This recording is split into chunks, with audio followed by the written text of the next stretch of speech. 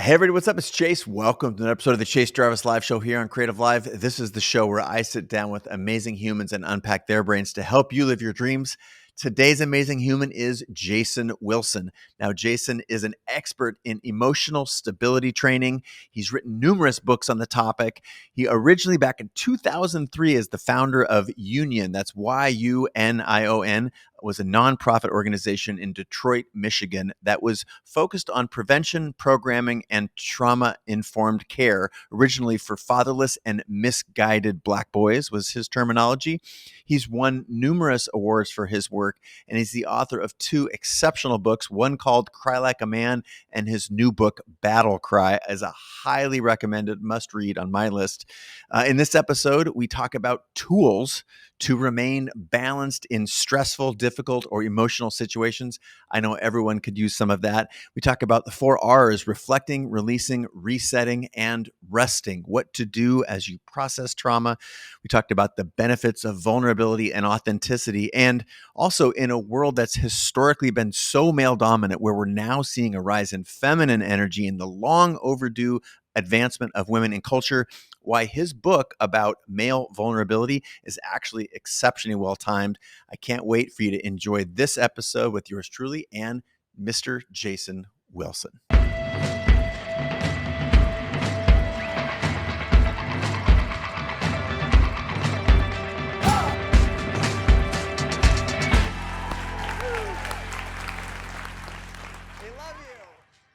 All right, everyone. Today we have with us an incredibly inspiring human. It makes me very happy, and it's a great honor to welcome Jason Wilson to the show. Jason, thank you so much for being here. Thanks, Chase, for having me, man. I'm honored to be here.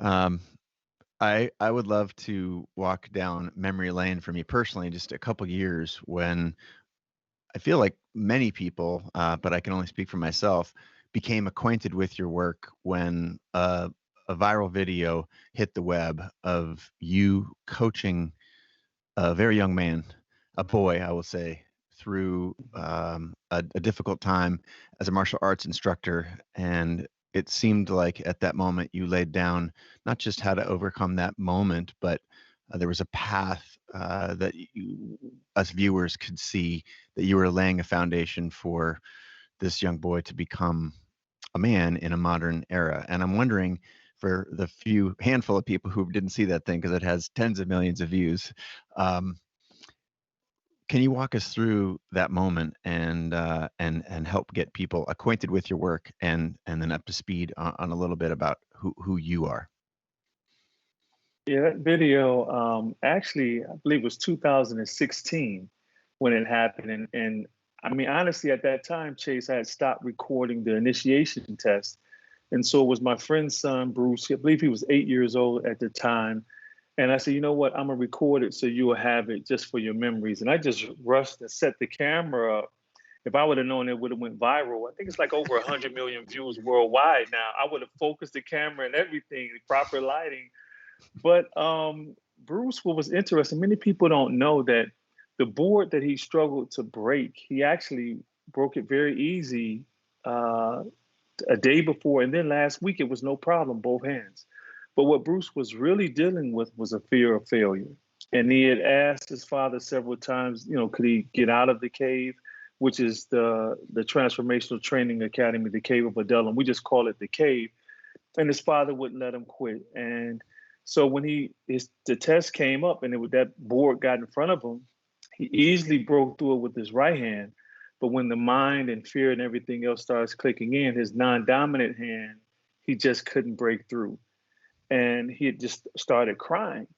And in the cave, we allow boys and even young men to have a safe space where they can be human. Because as you know, we're told as men, don't cry, no pain, no gain. And, what doesn't kill you will make you stronger.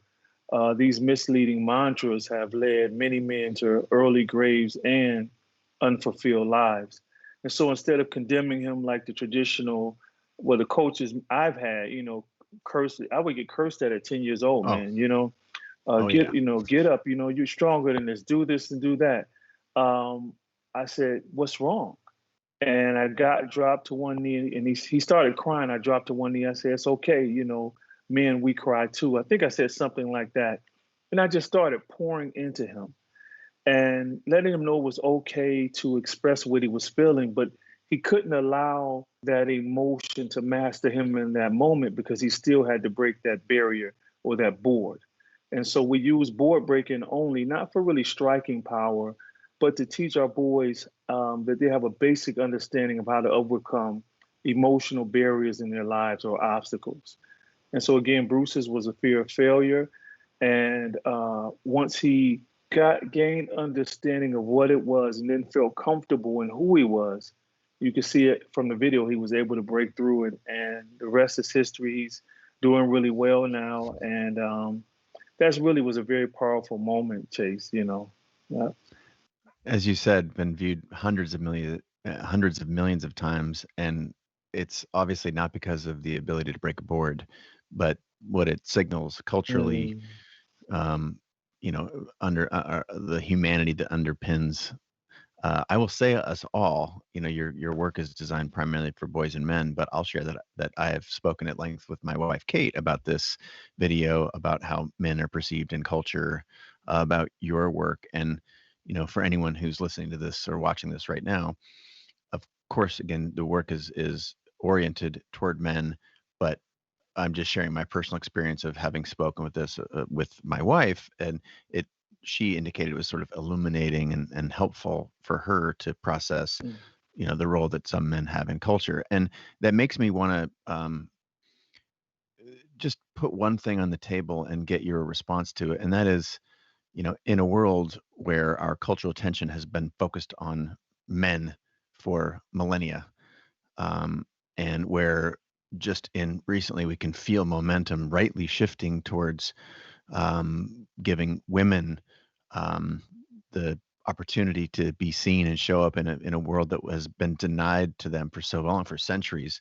Um, can you describe how your work coexists with all of the necessary attention that is required to put um, on women, though yours is aiming to help boys and men?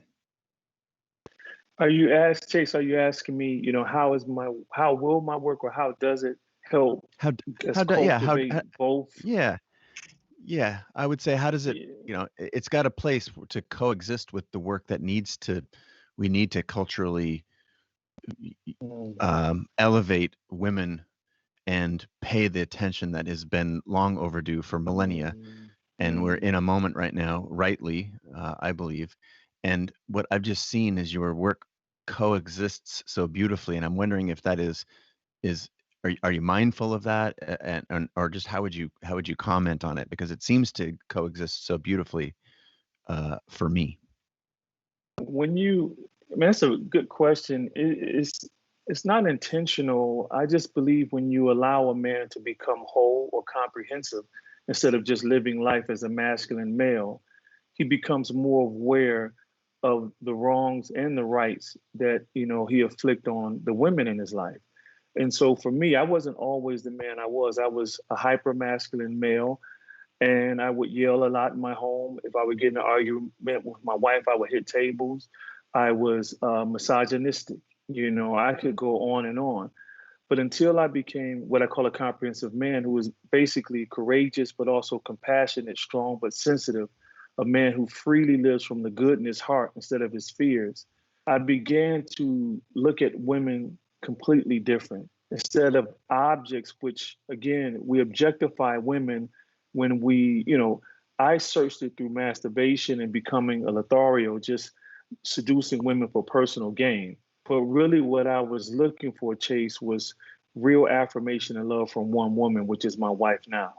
But I chose the path that many men take because we feel that this is some type of validation of manhood to have many women and mistreat women.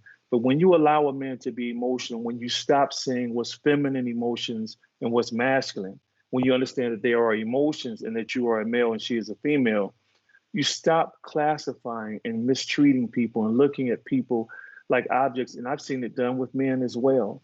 And so with our boys and even the young men who are in our academy, we make sure that they respect the women, treat them the way that they would desire. We have several classes where we talk about how what I admire about our sisters is that, unlike us, we've allowed one adjective to define us, masculinity, okay, which is attributes traditionally ascribed to men: strength, boldness, aggression, a provider, protector, whatever. But women, you would never hear a woman say, will be confined by femininity. Okay, so when we go way back in time, they would say a woman's place is in the kitchen. Okay, they never allowed that narrative to be painted to them. They fought that. And as men, when we should start doing the same, because we only allow ourselves to love in masculine ways. So how is it that we can give or treat our women in the way that they deserve when we're only used to being bold, protectors, and aggressors? We can't even connect that way. And me being a spiritual man, the Bible is interesting. When God created Adam, he gave Adam a responsibility, which was the garden. And when he created Eve, he gave Eve a relationship, which was Adam. So here it is, a man in which we're guilty of, Chase. We typically only define ourselves with what we do. And here it is, Eve wanting a connection, and we can't even go there. And that's why so many of us, we get upset and we don't have the patience when we get home to even just listen to our wives if she's stressed out. And so I'm hoping eventually, like you said, it seemed like the world was centered around men. And I'm hoping one day that we truly can get healed where women can have their space, because women are hurting. There's so many programs to help boys and men. In contrast, I don't see a lot available for our women and our young girls. So I'm hoping that when men become mentally healthy and emotionally stable, we'll be able to be there for our women like they've been there for us. Incredible. Thank you for articulating that. I think a natural extension of that history is, even I'll just say the near history and present in a world where we see these common patterns of male masculinity, of the male emotional upbringing as all of the adjectives that you mentioned and more. Can you help articulate more deeply how the work that you do in a way runs counter to this and creates a new vision? You touched on it, as far as we've come in just a few minutes of this conversation so far, but I wanted to invite you to go a little bit deeper on your work, specifically focusing on emotional availability, connection, an inward journey towards emotions that are typically culturally men ignore. Yes, that's a very good question, Chase. I use myself for an example. The hardest battle for all of us as men, like I know some very strong men, some warriors. The hardest fight for us all is to deal with ourselves. We'll run from it because it makes us feel non-masculine emotions like sadness, fear, insecurity, whatever it may be. And so we run from the war that we really need to wage instead of the one that's outside of us. Chase, I didn't become, even the cave of Adullam, it didn't become what it was today until I allowed myself to be broken. My mother, when she developed dementia, here it is. I'm a masculine male. I can provide, I can protect, I can make sure she has a housing. But at one point in her life, when it started to accelerate, I had to become a nurturer. I had to become more compassionate. I had to become long suffering. I had to learn how to do her nails, comb her hair, massage her head, massage her feet. Those things were a great challenge for me. But until I was able to really understand that we were more than masculine as men, I couldn't take care of her. But when I did, I have no regrets because I left it all on the floor. And so in the cave of Adullam, what we do, we allow boys, of course, masculinity in and of itself is not toxic. A man becomes toxic when we allow our lives to only be lived under masculine attributes. And so the toxic thoughts and the negative emotions we continue to suppress. Why? Because we tell each other what? If we're hurting, we say, stay strong, bro. Okay, no one can stay strong. Okay, I used to be real strong in the gym. I train in martial arts.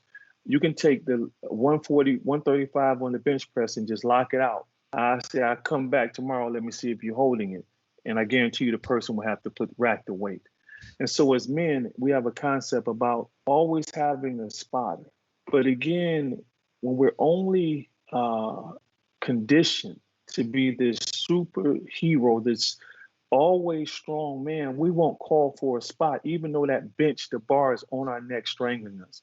We keep throwing on the Superman cape, even though that S stands for strangle, and we can't live up to this world's expectations. And so we use statistics as well to prove that, wait a minute, we're living unhealthy. 3 men die by suicide 3 to 4 times likely as women. And this is another stat that blew my mind, that 9 out of 10 people who live to be over 100 are women. And I started at that moment, I started taking pictures, Chase, of elderly couples when they were out.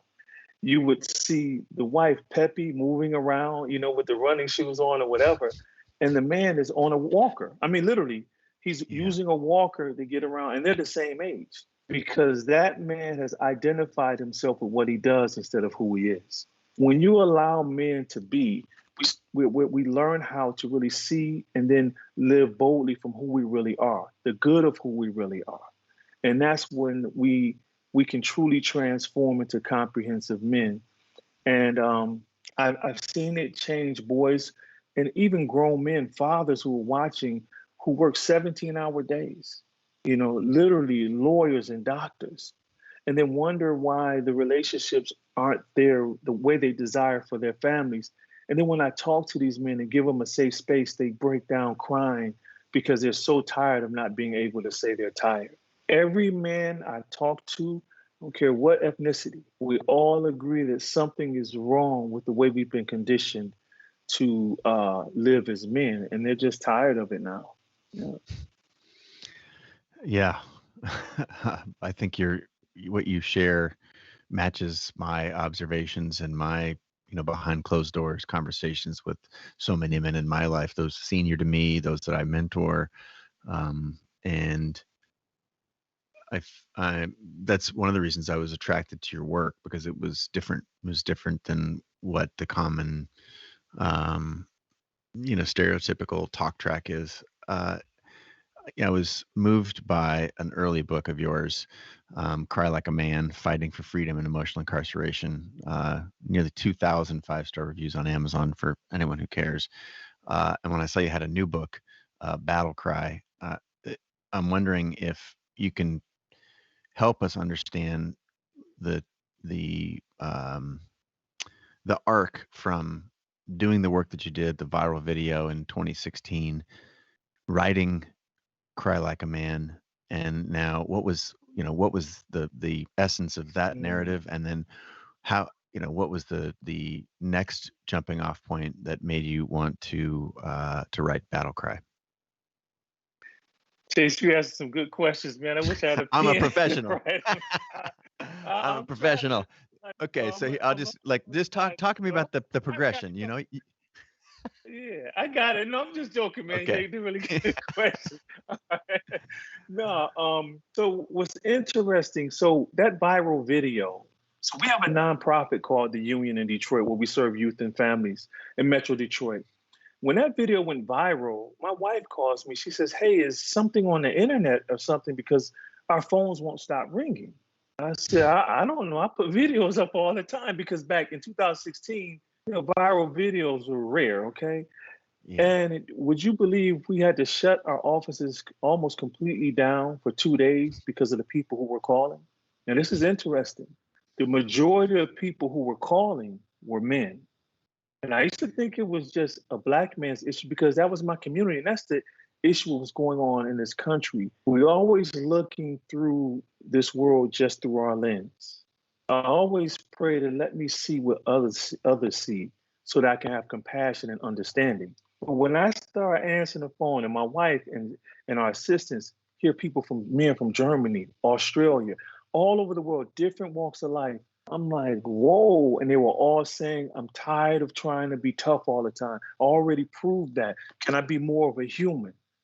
And I'm like, man, something is here. And then I said, everyone says be strong like a man or fight like a man. but no one ever says cry like a man. And that's what's prompted me. I say, our men are emotionally incarcerated. And that's a self imposed sentence where we all know what this prison cell looks like. And what's crazy is that this cell chase has an open door. And every man we know, I don't care who you are, we know we can get up off of that bed and walk out at any given moment. But we choose to stay there because here it is a good guy who doesn't want to be a bad guy anymore. Here it is a good guy who don't want to hurt people anymore. And he's tired of hurting himself, being disappointed. He's tired of having to keep hearing the negative words of his father or his mother.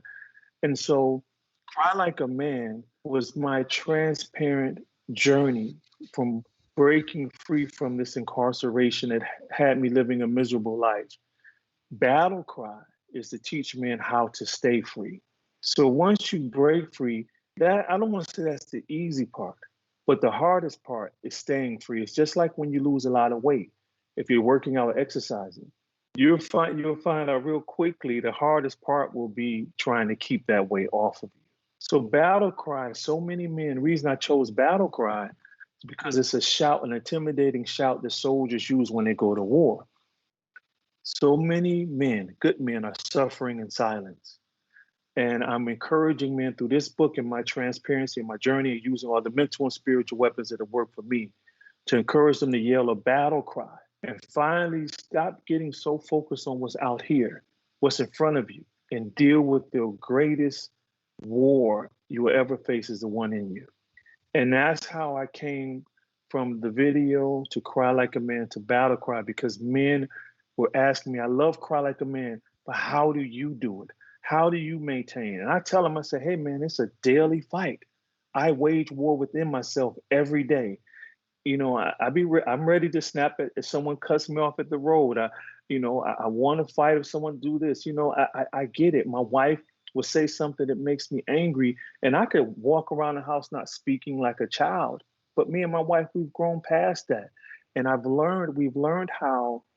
With Battle Cry, the tools I'm giving men is to teach you how to communicate in a way where your wife can recognize your heart instead of your fists, instead of your yelling. So when we become vulnerable, so men, the biggest fear, they say, well, man, what if someone takes advantage of me?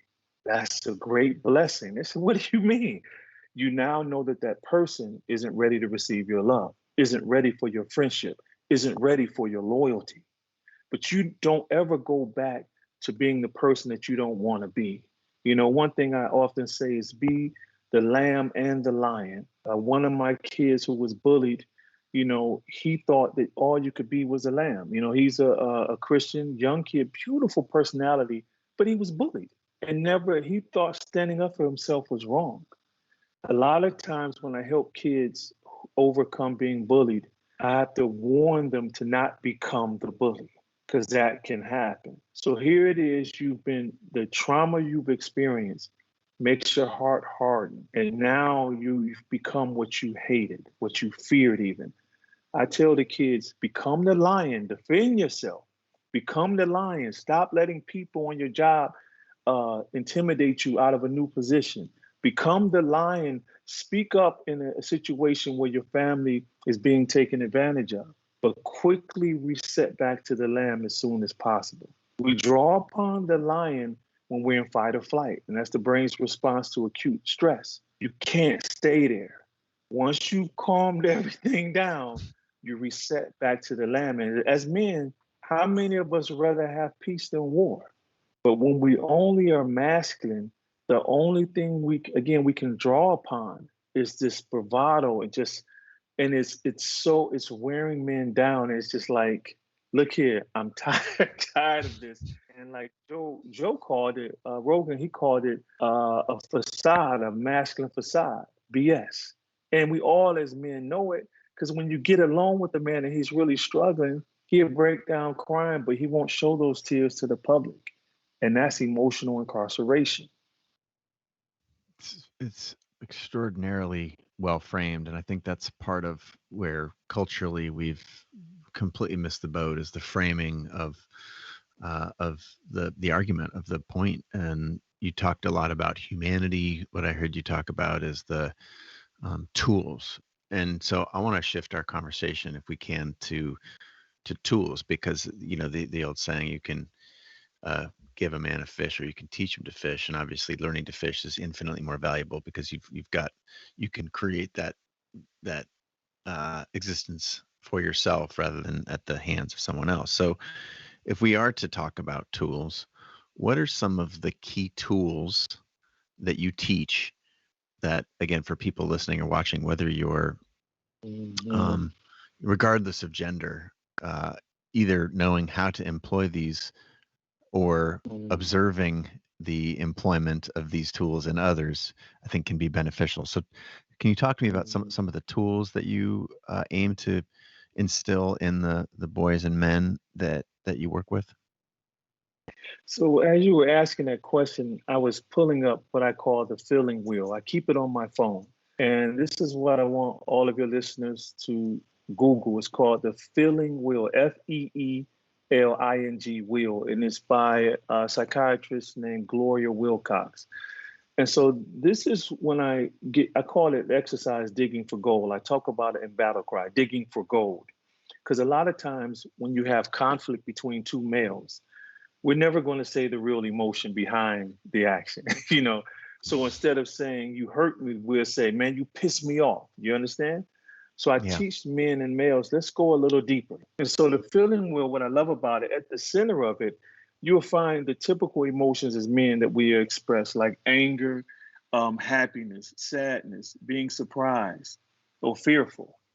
Those are typically, we're okay navigating through those. But in the second tier, it lets us know what sad really is lonely, is vulnerable, is despair, depressed, hurt, and guilty. So if we go to the third tier of this wheel, now we can say, you know what? I feel abandoned, man. I feel fragile. I'm grieving the loss of my loved one. I feel so powerless. I need someone to help build me up. Do you see how we get past the shallowness, and when we start digging deeper, now it allows not only for you to find emotional freedom, it opens up the person who's listening to you to share the same. And so now you have two men sharpening each other instead of just polishing each other. If there were swords, it's one of my favorite proverbs: iron sharpens iron, so as one man sharpens another. What has happened in this society, because we have to look a certain way, when we pull our swords out, we gleam and we're shining, but we have no sharp, no blade to us, no edge, because we don't allow the friction to happen between brothers. We don't allow us encouraging each other to work through these emotions and become better men. So when the struggles come, the addictions, the drugs, whatever, pornography, we try to cut at it and our swords get stuck. And so that's why I tell men to avoid polishing partners and gravitate toward the men who will encourage you to become sharper as men. And that's one of the main tools, especially with young boys and young men. They say, "Wow, that's really how I really felt." But I only feel comfortable with either showing anger or some type of fear. But fear typically looks like anger when a man expresses it. And so that's one of my main tools I love using for men. As far as in marriage, one thing that helped my wife and I, because we were going to get separated in 2015, man, and I never forgot. I wanted to spend time with my son, more time with him, because I prayed for him, and what father doesn't really want a son? And so my wife's sitting at the kitchen table, Chase, and I said, I really want to spend time more with little Jay. My wife simply responds, says, I wish you would. So I can't wait for you to desire to spend that type of time with me. All that I heard was, this is something else I'm doing wrong. Why? It's never good enough. Okay. Before I knew it, Chase, I was yelling at the top of my lungs, and I hit our refrigerator so hard it put a dent in the stainless steel. My wife at that moment, she was trying to explain herself, and I started yelling at the top of my lungs. And I literally saw my wife just countenance just get lower and lower and lower, and she sat down. As she was sitting down, I felt so convicted, man. Here it is. I would risk my life for her. I would do anything for her. And in that moment, because I couldn't control my emotions were mastering me. I'm tearing down the only person who has my back like my mother did, and that's my wife. At that very moment, I knew something was wrong with me and I needed to get help. So that's when I went to psychotherapy. Guy name is Dr. Tim Bro. He taught us how to recognize each other's intent and not get caught up in the words. And so, what I mean by that, Chase, is my wife and I, we've agreed that we know that we love each other and that we do not desire to hurt each other. So, that's like a foundational principle in our marriage. So, whenever there's a little conflict or disagreement, we know you're not trying to harm me. So, we're able to talk to this and then start laughing. We no longer, I mean, don't get me wrong, we would go a day or two without speaking when we were younger. But now we quickly reset because we understand the power of reconciling immediately and we're able to move on. And man, when I say we haven't had an argument like, we haven't had one of those, man, in years because I know this woman isn't trying to hurt me. And then what's more important for the men who are listening, start expressing, get this feeling wheel out and start expressing your true emotions. So if your wife is questioning your leadership over the finances, and you're doing a decent job, or she's just maybe a little fear, or she hasn't let go of a mistake you've made, instead of saying you're making me mad, you're pissing me off, you always got something to say. Say, wow, Stacy, it really hurts me to know that you don't trust me as your husband. That right there allows a woman to drop her guard because again, from my understanding and my faith in the Bible, that woman was created into a relationship. Adam was into work. So you have a man, if you're only masculine, you can't even really communicate with Eve because all you used to doing is doing things. So what did our father say, Chase? Well, I don't have to tell you I love you. You see food on the table, don't you? The lights are on, don't you? I love you. That's how you know. That's not good enough for our women. And so when you're only locked into that, what can you do? So when a man says, start showing these other emotions, what he's really feeling, for me, I'm going to speak for myself and the men that I know, the wives gravitate towards it. Because remember, I don't know about you, man, but when my mom, if she was at my games or whatever and would yell my name, I would run through a wall. When we get married, man, it wasn't meant for us to lose the nurturer, bro. Our wives have that in them, but we don't allow them to nurture us. And as men, we love seeing the movies and the pictures of the king or whomever laying his head on the queen lap. We have to allow them to love us. And when we transition into that space, man, when I say my marriage changed, it completely changed. It was so bad. A friend of mine whose son had cancer, man, and this wasn't planned. We just started working through this stuff together because when I say he's a lion, he's all lion, okay? Provides for all his children, strong, and I mean, whatever, every sense of the lion he is. But when his son got ill, none of that strength, courage, all that, it starts fading away because now you're dealing with a heart issue. You're dealing with other emotions that the lion isn't really used to. So he started crying, and what was so beautiful, his wife put her arm around him and said, "It's okay, baby." That was really one of the rarest times where she could see him cry. But he called me and says, "Man, that really felt good." And when you give more of my brothers who are listening that opportunity, man, we talked earlier about giving our women the world that they desire as well and deserve. When you allow a man, when we can, because we got to understand this too, and I hope I'm not just going everywhere, but so many thoughts are hitting me. We always say how men have been conditioned to believe certain things and who they are. So have our women. Our women have been conditioned through mass media to believe that this is only a man. And because of that, we both have to unlearn these toxic thought patterns. And when that happens in a marriage, man, not only the home becomes better and more at peace, the workplace, the society, the neighborhood. And so that's why I implore the men listening to do now is get that feeling wheel, download it, save it on your phone like I do. Whenever I'm upset, I got those 4, or some charts have 6 emotions, the core. I want to dig deeper, man, so that I can articulate what I'm really feeling. It's very powerful to listen to you frame the conversations in the way that you have. The feeling wheel is something I learned from your work. It brings me back to something called nonviolent communication, which is something I've studied, and it's essentially something similar around how to understand the emotions and the complexity in a handful of different emotions, which are fear, I'm scared, I'm angry, these basic paradigms that I think the Mm. feeling wheel actually does a better job with, because you can, as you articulated earlier, peel back the onion and realize that sad is actually lonely, vulnerability, despair, guilt, depression, or pain. I think that it's, if you're out there and you have the ability to pull this up on your phone while you're listening, please don't do it if you're driving. But this is a very powerful, Oh, it's a powerful tool. And I would also encourage people to check out nonviolent communication as a mechanism for communicating in a way that is not at that elevated lion state. It's more neutral. It's not lion nor lamb. So mm, thank you for mm, sharing that. Part of the work that I have seen from you, it especially with battle cry. I mean, the subhead of battle cry is waging and winning the war within.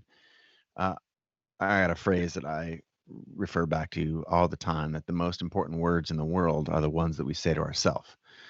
And I was wondering if you could talk to us about the work that you do and how you what the dialogue, like it's almost like a before and after picture of that internal dialogue, um, that you hope to achieve in the boys and men that you work with. Give us like before and then after, if they had followed your work, juxtapose those two things. let me see if I can do it. We can maybe tie it into communication. I have a chapter in Battle Cry called Combat Communication. And this was, I was taught when I trained under a Vietnam War vet, just about urban combat training. His main martial art, I believe, was Kempo, but he was not teaching us that. And it was much deeper. And we often were in like real life situations. Combat communication. So, a scenario, let me give you an example. So, I'll show you the before Jason and then the after Jason in this story. So, our I love how you're nonprofit willing to use is yourself. First, thank you yeah, for using yeah. yourself Oh, as an sure. Oh, example. yeah. That's very, the ability to be Yes, vulnerable sir. like that is just such a strong, that's a strength in itself. Sorry, continue. Yes. Thank you. Yes. So, our nonprofit had just purchased a 15,000 square foot building. And on the third floor, they had a basketball court and basketball rims. And so my son wanted to play. So we went and played one day. When we were leaving, I dropped my guard. Typically, I'm very vigilant and alert when I'm in a new community. But this time I wasn't. And when I went to lock the door, as I was locking the door and taking my key out, I hear a voice say to me, "They're trying to kill me."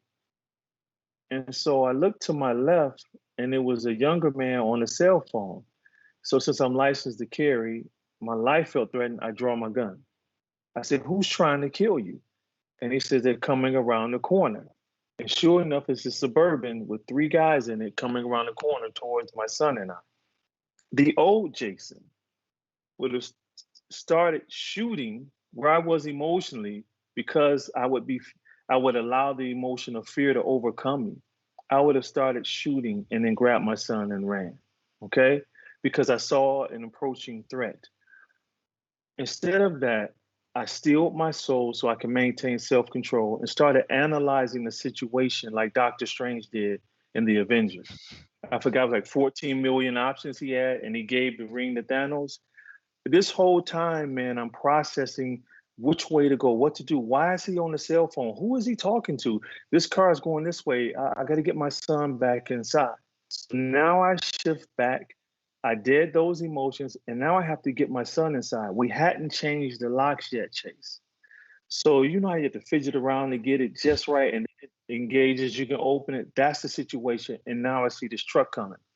I'm able to still my emotions enough to stay calm, keeping my eye on the guy, peripheral on the guy on the phone, get my son inside. The old Jason, I knew where I came up. You know, people would say, "Why didn't you just run inside with your son and just waited, until it passed?" I said, "No, where I grew up, guys would come in and kick the door in if they wanted something. So the best option to keep my son safe was to tell him to go to the back of the building just in case they started shooting. The bullets will have a less chance to get to him." But he didn't know. He knew something was wrong. So in that moment, Chase, I'm looking at my son's eyes. I want to cry. I'm scared. The old Jason would have let the tears flow. "I love you, son. I don't know what's going to happen, but I love you." If I would have done that, my son would have said, "Dad, I can't leave you." Now he would have put his life in danger. But I stayed calm, said, "Son, go to the back of the building. I will see you soon. Just want to make sure this situation is good." He goes to the back of the building. Here comes the guys. I get in a weaver stance, use my truck in front as a barricade just in case they start shooting, and they do another U-turn. And then the guy on the phone, man, runs off towards the car. As I suspected, who talks on a cell phone and people are trying to kill you and you're stationary? During the middle of all of that, because the old Jason that died, the emotional one, the one who was a slave to his emotions, the one who would not be punked out or any of that stuff, I said, wait a minute, he's talking to the guys in the truck. And then after the situation had died down, I saw the fact that I had a brand new Yukon out front and they were trying to carjack me. And possibly because I had a gun, they changed the plan. And this is the key. Most men, I know a lot of men go through a lot of situations, especially my friends who are veterans. They have PTSD because they're still holding on to the trauma that has happened at war, or my friends who are police officers who hold on to the trauma they experience every day. When I went home, I sat in my living room. My wife, Nicole, asked me, she says, "Are you okay? Everything is fine." I'm like, "I'm not. I just need a moment to release." So as men, we're, again, the bravado, machismo. "I'm good, baby. It was okay. I took care of all that. We're fine." When I got Jay out, I embraced him and hugged him. When we got home, I sat in a chair and started crying.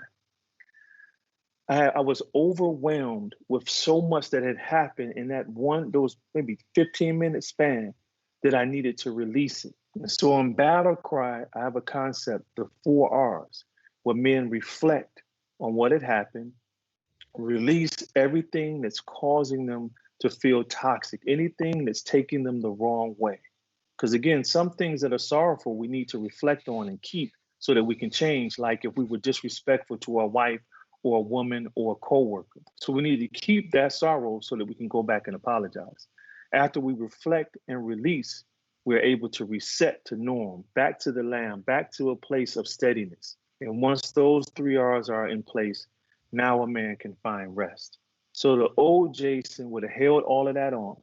I would have been short-tempered. I would have had a temper with my wife, and short response with my wife, rather. "What you mean? I just went through this. What you talking about? How am I feeling? Didn't I tell you what happened? I had to pull a gun on this and that. I just need a break. Why are you always asking questions?" That's because my capacity is too full. So I walk around with the way my boss talked to me, the way my friend treat me, whatever, etc. Failure. Now my capacity is to the top, and I have no room for tolerance for anything. That's the old Jason. The new Jason, as soon as something happened, which things will always happen, I release, I reflect, release, reset, so that I can rest. Amazing. Um, you've given us a lot, and I'm taking some notes. And again, we'll take some of these nuggets out. We'll make little pieces to share so that your message can continue to spread, and we'll make notes for the show notes. I'm wondering if you can talk a little bit about the trauma. You've used that word numerous times throughout our conversation. You've talked about it in terms of veterans. You've talked about it, how arguably, from what I know about trauma and studied as a person who cares about human growth and development, that we all have it. I'm wondering the role that how do you put trauma in your system And clearly you've talked about processing it. I'm just wondering if you can uncover that a little bit more overtly for us. What role where does trauma come from, and what role it plays in your ecosystem? You talked about the R's that can aim to let it go, but give us the precursors. Yeah, so basically anything that's like traumatic that happens to you, like for instance, so I'm gonna use myself again. So in the African American community where I grew up, the community I grew up in, you know, we will often take getting shot like a badge of honor. You even hear it if you listen to hip hop. It's like, it just comes along with the territory. And unfortunately, I lost two brothers to homicide. Both were murdered. And prior to that, we just deal with intergenerational trauma that's passed on throughout generations. My grandfather was lynched. Okay, not my great grandfather or great great grandfather, my grandfather. Because of the police lynching him in Fort Pierce, Florida, and then just racially just terrorizing his family after he died. My mother and her siblings, all of them, and I don't consider this a coincidence, it was six. Four of them developed dementia. One of them was an alcoholic, and the other one died from cancer. They could not release the hate, the anger, just everything that they went through with that entire situation. And because of it, I seen my mother have a nervous breakdown twice in front of me. So that's the impact, especially in the Black community, of how even people, some people just, well, slavery, get over it. They clearly don't have an understanding of how trauma is in our DNA, okay? And so even in my book, Cry Like a Man, I love my editor because she was like, actually, it was after I submitted it with her. It was a guy on there, and he was white, and I appreciated his input. He says, "Hey, can you share why it's difficult for why do you think it's so difficult for Black men to really express themselves? I think that'd be good to add in the book." I said, "Okay, cool," and I thought about it, did a little history, some study, and talked to friends of mine who are historians.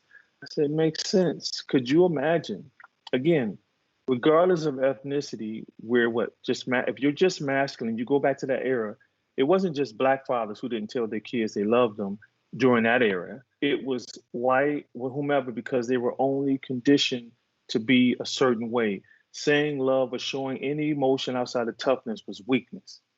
Could you imagine, as a African American man, your baby is getting auctioned off to the highest bidder? You want to go fight, you want to kill the people who are doing this, but you can't because you have a wife, you have some more kids that you can keep and take care of. So now you're talking about a greater suppression of anger, resentment, bitterness, seeing your friends lynched on trees.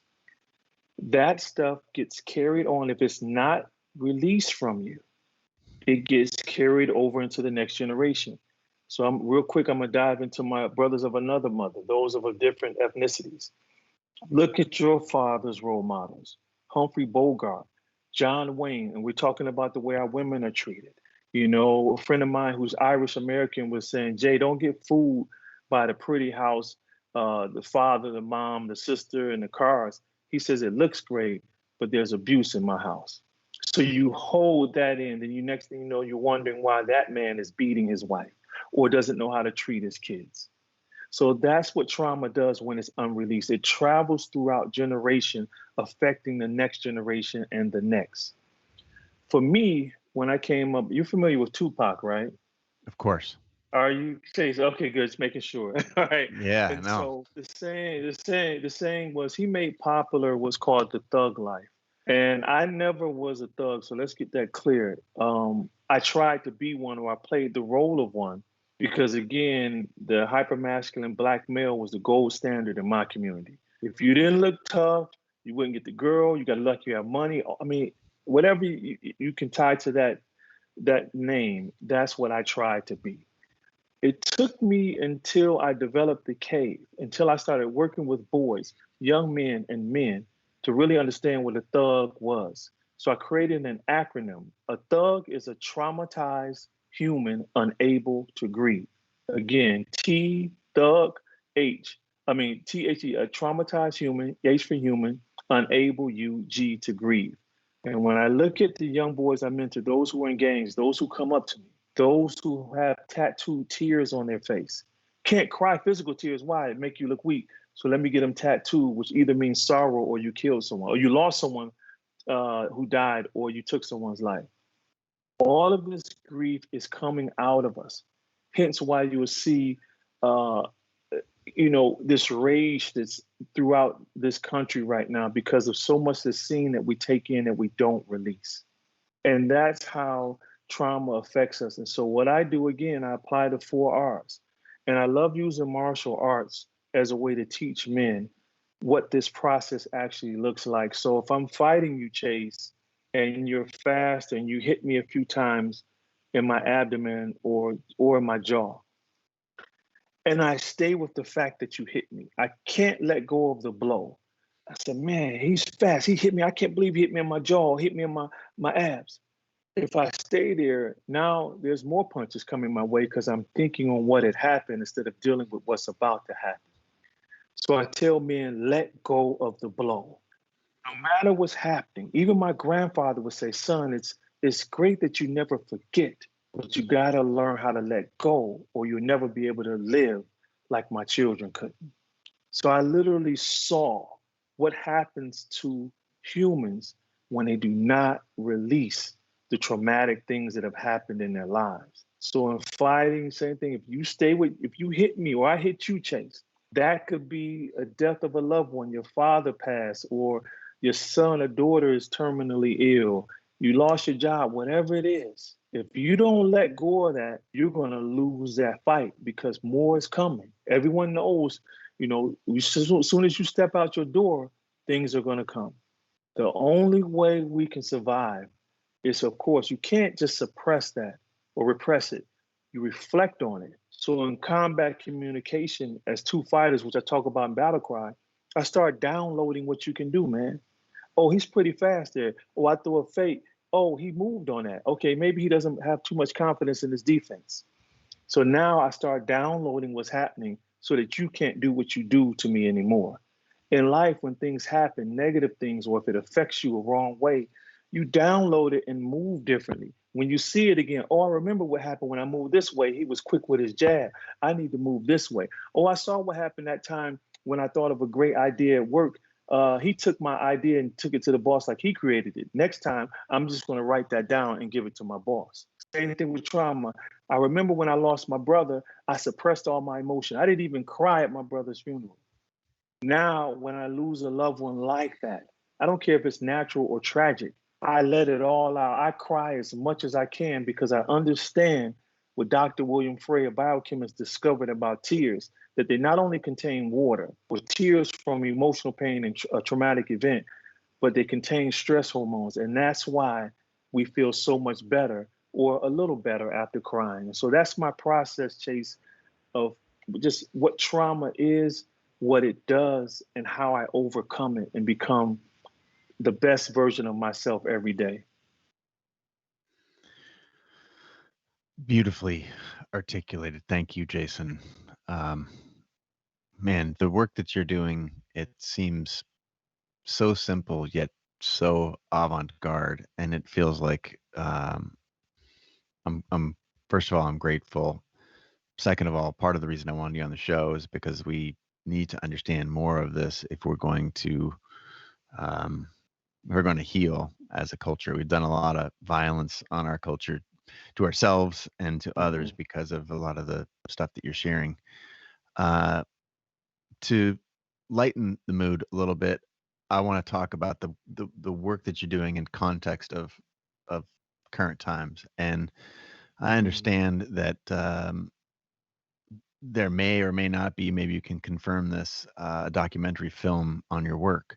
If it started as a viral video and it's gone to books, these ideas are clearly very powerful, and you're obviously an amazing vehicle for sharing them. What's some of your future intent, whether with the documentary or or others. I'm just wondering where do you want to take this work so people who are watching and listening might be able to become more involved in you and the work. Mm. Well, I mean, the documentary man was the producer who found the Cave of Adullam. Name is Roy Bank. He created a lot of great reality shows like You Think You're Smarter Than a Fifth Grader, and I forgot the other ones. And it was two other producers, man. And I said, what do you mean you want to do a documentary or a series on my life? And so again, so let's talk about trauma. Because of the bad things that happened to me, man, I said, I don't trust you. Do you know I turned it down a couple times? But he was respectfully persistent. He was respectfully persistent. I said, okay, cool. My wife said, let's just entertain it. Let's fast forward so I won't take too long. Make a long story short, after him shopping it and, taking it to certain people, Lawrence Fishburne sees the sizzle reel or the promo reel. And he was really moved. And they worked together, work out a contract to sign me to do this documentary film on my life, which we finished before COVID. And now it's being edited and should be released early next year on one of the top streaming platforms. So imagine that viral video times 30. So it's following 4 of my recruits and myself and my assistant. And it's literally, imagine flies with cameras. There's no script, and it's beautifully shot. Much props to the director, Lord Checkaway. It's going to be phenomenal, and I'm so happy. And Lawrence, who's seeing majority of the edits right now, he says that he believes it's going to heal people from the inside out. And I said, wow, really? He says, yeah, you have to get used to a new normal. I said, what do you mean? He says, your life is going to change because you're not a celebrity. You're not an artist. You're closer to an activist, but you're more so a healer. And people will do whatever it takes to get that healing. And your whole thing is that they can attain it just by doing the work. And so that's really exciting, man, to see.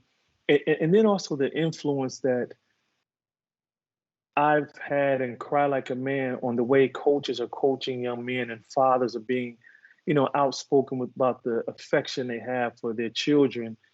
That really keeps me going because this journey gets hard when you constantly are dealing with people who are hurting. You take that stuff on, man. You're like, woo, I'd rather do something else, even though I love helping people.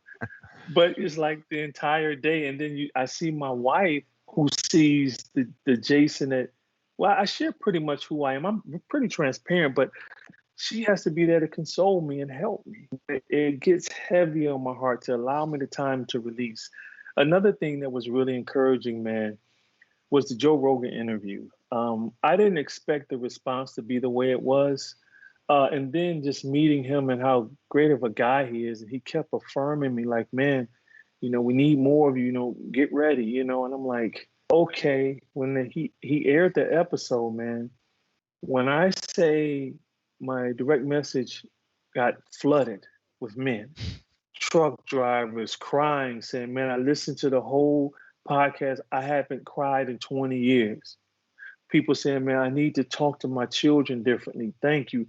I mean, on and on and on, to see men say, you know what? I'm more than just this protector. I'm more than just putting food on the table. I am human, and I want to start experiencing that, not only for myself, but letting my family see who I really am. And that's what makes the hard work, the tears, just everything really worth it. When you can see men change, and the greater beauty is when you see different men of different ethnicity. When you see all men like, look, thank you. I needed this. Thank you. It confirms for me that this is a calling that God placed on me to do. It's heavy, but I'd rather do this instead of what others are calling me to do. I'd rather stay focused on my one thing, which is to teach, train, and transform males into comprehensive men. And that's just what I live for. And I'm just honored to just play my role in this little time that I have here on earth to make a big difference. Well, we've had several people on the show over the 12 year history who have absolutely transcended popular culture and in so many ways. And I have a feeling you are in this moment right now. And I also listened to the Joe show and in preparation for our conversation today. And your work is timely, it's meaningful, it's deep. And I think most of all, it contributes to healing, which is what the world needs now more than ever. So one of the reasons I asked that question is just so that I can continue to know how your aspirations are going to continue to shape your work. And I'm inspired by you. I want to say thank you very much. Our community here, the creator, the entrepreneur communities, we have a lot to learn. And I think, again, on all genders, this has been amazingly insightful. I'm grateful for your time. If there's anything that you could request of the community, obviously we've talked about your new book, Battle Cry, Cry Like a Man, your other book. So this community is good at rallying behind authors, especially here and as their publication week approaches. And is there anything else you'd want us to do, or how can we support you in your work as a, where would you steer our attention as if we leave this conversation having been inspired by you and the work? Any parting words for us? Well, of course, we have a nonprofit called the Union. It's spelled THE. The Union, we put a Y in front of it to differentiate ourselves from all the union locals in Detroit. We're the Motor City. So it's tons of unions. And so people were calling them instead of us. And I'm like, okay, wait, let's put a Y. It's a silent Y for youth. But of course, any donations, of course, help us with the work that we're doing in our Metro Detroit and abroad. But for them, what I would love to share is everyone, stop living from your fears and live from the good that's in your heart. And for men, the fear of looking bad, the fear of failure, the fear of the woman that's in front of you potentially can be your wife, but your fear of rejection won't allow you to approach her. The entrepreneur who wants to take that next step, but the fear of failing or losing it all. Of course, you want to be wise, but if everything is there, I tell people, it was a saying my friend said before he got married. He said, he was hesitant because he didn't have his finances, the house, everything that we want to have before we get married. He said, I just want my ducks in a row. And I looked at him, I said, man, when is the last time you seen ducks in a row? And he fell out laughing. He says, I've never seen that. And so I tell people that story because so often we're waiting for that. We could have 10 ducks in a row and we're waiting for that 11th duck to get in line. And he never does, but that's fear. Stop waiting for that. You know what you're feeling. I don't just say live from your heart because there's a lot of wickedness there as well. We know it as men. If we're transparent, there's some bad thoughts we can have. I say the good in your heart. The world needs that. Live from that. Walk in that. Stop pulling back and just say, hey, I'm tired of this mask. I'm tired of this box. I'm bigger than this. And that's what I realized with myself with just trying to play the role of a thug, trying to be this. My heart was too big for these limited titles and just, I want to be comprehensive. I want to do more. So if you're listening, live from that good you feel. Don't live from the depression. Don't live from the deep sorrow, the regrets, the fear of failure, whatever it is. Move past that. Stop waiting for all your ducks to line up in a row. Allow them to walk freely so that you can be liberated as well. No better way to end a show than on that phrase. And I'm so grateful for your time. Thank you for sharing it so graciously with us, for inspiring not just us, but so many others. And congrats on all the success. I'm very excited. Please consider me an ally. This show will forever back you and wherever you're going. Thanks again for your time. And everybody out there in the world, please pay close attention to Jason and his work. Any place you'd steer them other than the Union? Do you have some place on the internet that you want us to know about, Jason? People can follow me on social media. My handle is Mr. Jason O. Wilson. It's MrJason, the letter O, and then Wilson, Wilson. And that's across all social media platforms. Awesome. Thank you so much. And to everybody out there in the world, again, pay close attention to Jason. And to everybody out there, we bid you all adieu. Jason, thanks again so much. Thank you, Chase, so much. It's been a great time. I feel like I could talk more if I had to get my son, but thank you so much, man. I appreciate it. Thank you, my man. Of course.